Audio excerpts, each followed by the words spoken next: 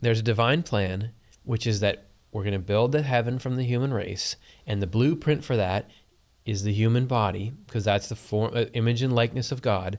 That's the ultimate form of heaven. It's where everything cooperates together and cares for one another. And so there it is. So all these angels that are coming in, you're not just going willy-nilly, but according to the functions and the things you do, we are replicating everything that happens in the body. So like you said, some angels in heaven are like the liver of heaven. So the liver, as far as I know, it detoxifies things. So they would make sure in some way to make sure bad ideas and things don't penetrate the consciousness of heaven, or if their bad things pop up, they get them out of there so let's say you had 100,000 angels who are liver angels in heaven, meaning that that's what they devote their life to, is that purification. Okay, that's pretty good. That's a pretty good unit. But you think about if there were 1 million angels doing that function, wouldn't they purify that much better? And not only that, but as you zoom in, the liver is not just a liver. It's made up of probably billions of cells. So many different specific things going on there that I know nothing about. 1 million angels, it would still be like each angel represents 1,000 cells.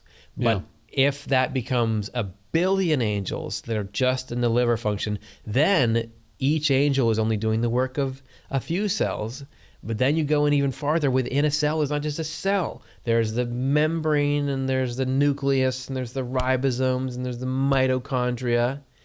You could have an angel doing each one of those functions. But if you zoom in on a mitochondria, it's not just a mitochondria. Within there's these little folds and things. Yeah. You could have an angel doing each one of those. How much better would it function? Yes.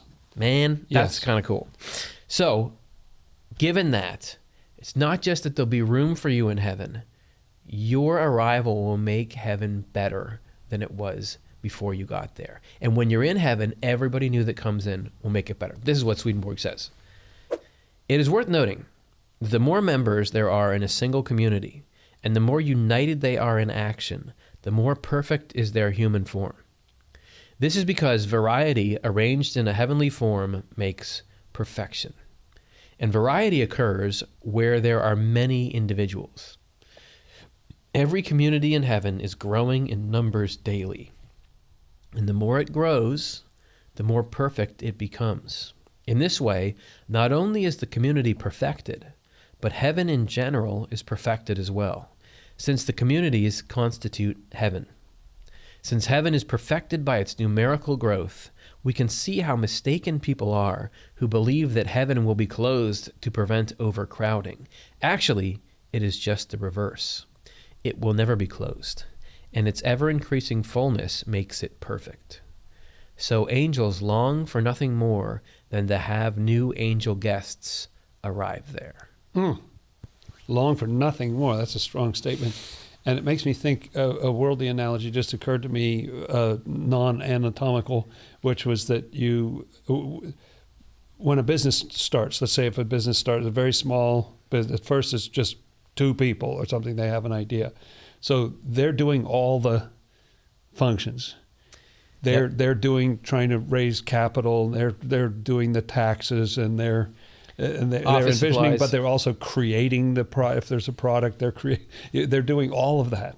And then as it gets a little larger, and it can be awkward, growing pains and everything, but then you get to farm out. Okay, we'll just have people who handle the mail and communications, and now we'll have people who do the tax return for us, who know a lot more about doing tax returns than I know, and then we'll get other people to do the product development or the sales and the marketing, and so it's like that. Yep. And where the chances of 2 people being incredibly excellent at all those things is very low. The reason they got into it was that they had an idea about a new widget. Yes. And then seeing what the leader holds on to, and what you keep doing, and what you allow other people to do in the business. Just interesting how they grow. Because you used to have a lot of sort of business things were very small, but now in the modern era with you can have these big corporations that, sure, people have complaints about them, but they can do these incredibly complex things. Like this piece of technology that I'm holding here. Do you know how hard it is to build this and design it? And not then That was not one person didn't do that. the human race never could have done this before we figured out how to make these super organisms that can make stuff like this. And which is faster, to get a package from a small mom and pop business or from this giant? The giants are really fast. I mean, Right. even though they have more people, which you'd think would make it clumsier or the coordination would be worse or something, when the resolution is good, they can get it to you with amazing speed. So you can see heaven is like the ultimate useful gathering of human beings.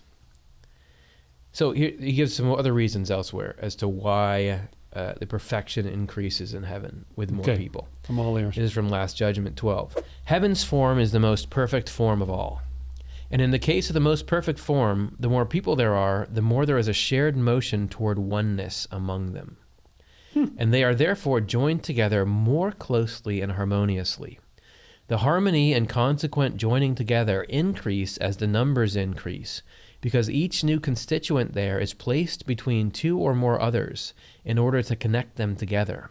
Therefore, the new element provides strength and connection. That makes me think of the brain and synapses, where it's not just about the pieces, but it's about the connections Right. between them. So if your job is to connect this part with that part, it will be better. It'll be a more intelligent brain, or better to respond more quickly or more efficiently to what's going on. And he goes on in Heaven and Hell 4:18. In the heavens, all forms of perfection increase as numbers increase. This is because there is one goal for everything there, and a unanimous force of everyone on that goal. That goal is the common good. And when this rules, there is benefit to individuals from the common good, and from the good of individuals to the good of the whole. This happens because the Lord turns everyone in heaven toward himself, and in this way makes them one with himself. So it's not just that it's not just a universal principle that whatever's around, the more people you dump into it, the better. No. You know, if you've got a swim club, we've got 100 members and let's get 10,000 members. It'll be the best pool in the world. It has to be things are better when there's a unanimity of purpose. That's why heaven can work like this, because the life that is heaven is one where you have the goal of the welfare of all.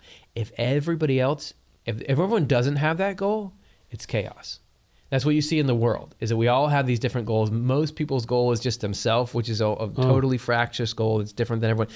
Some people have the common good, some people have the Lord, but it's chaos, relatively speaking. But in heaven, everybody's locked in on the same thing. And the new people to come are locked in on the same goal, and that's what makes it work. There's a theory out there sometimes that, if we could all be similar, then we could, when we work together, if everybody had the same values and the same, then we could work together. But the fact is that people are always different. There's tremendous variety amongst people, as we talked about before. But the purpose as a unifying thing, that's very interesting, because then that allows people to be extremely different. But if you share the same goal, no, I'm working for the same thing you're working for, then you can get an indefinite number of beings to all work and pull in the same direction. So, before I think I made the shocking statement that it's good to be a tool. Like it used to be, it's an insult. You're a tool, man. Yeah. But it's good to be a tool, because that's what human beings are supposed to be, a tool in the hand of God.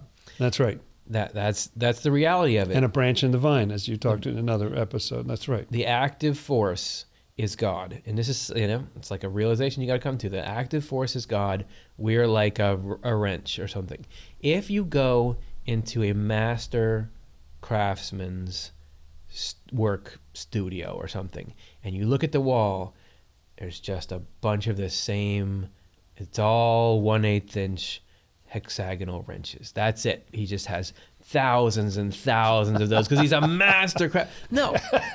What you have is all the tools. If you got one and you can find it, you really don't need a second one. So what you're going to see is a spread of all these different tools. And the more different tools they have, the more useful they're able to be. It's like, oh, I've got this, I've got that. But if I had a really good miter saw, or if I had a a jigsaw that would do this. That's why, going back to your company example, like if you're an auto body shop or something and you're trying to grow and get more customers in, is it worth us splurging on this like lift thing that'll lift the car up so now we can work under it? So there's all these different tools. However, you don't go into this master craftsman's workshop and see a bunch of just objects of all kinds. Everyone in there is the same. All those tools are the same in that they're all precision tuned to be useful. To be exactly. It's not just any. It's not like you got these tools, then you got a stick, and then you got a rubber chicken. It's all things that have. And I don't even know what these other 50 things are. Right? Or this one is broken, or this one is so. No, it's everything that is united in its purpose. They're all useful toward whatever kind of work is going on in the shop.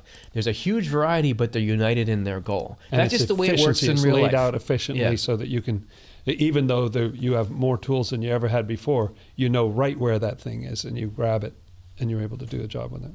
You mentioned the synapses and the neurons before. This is talking right about that, man. Well, I don't know exactly, but this is like that. It's like the mind. Okay. Heaven's form is like the form of the human mind, whose perfection grows.